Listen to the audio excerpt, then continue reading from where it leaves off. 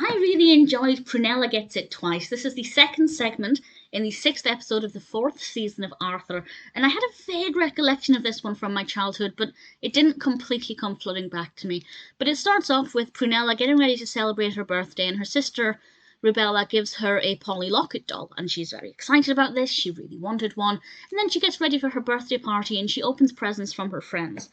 And she opens another Polly Locket doll.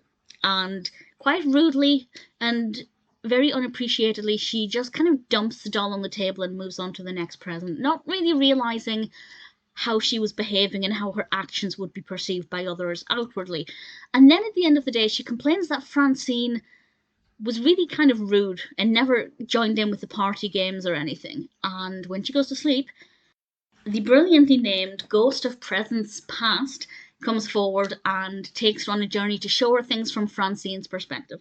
And we see Prunella gazing at a Polly Locket doll in a shop window, and Francine seeing her longing for this, and Francine decides she wants to get her something special for her birthday. So we see Francine doing a load of chores and housework and begging to her sister Catherine to get the money together to be able to afford a Polly Locket. And she even goes one step further and customises the doll, which, because of her initial disappointment and rudeness, Prunella hadn't actually realised. And Prunella begins to realise that she'd been very rude and ungrateful, and actually the way Francine had behaved at the party was as expected. And of course the message here is all about gratitude and being thankful for what you have. And yeah, sometimes we receive gifts that we're not that happy about, or at least we're not that concerned about.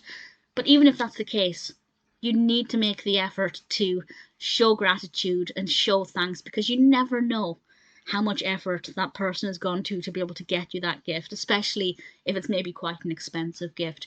And ultimately, I think Prunella had a big lesson to learn, but there's something in that for everybody. I think especially young children don't really realise the value of money to a certain age, and they may not realise the value of presents, and if they get duplicates of things, yeah, that can be a bit disheartening when you're a child. As an adult, it can be disheartening, but there's an important message that it doesn't matter what the gift is. The fact is, you have somebody in your life who cares about you so much that they are willing to do this thing for you and get you this gift, expensive or otherwise.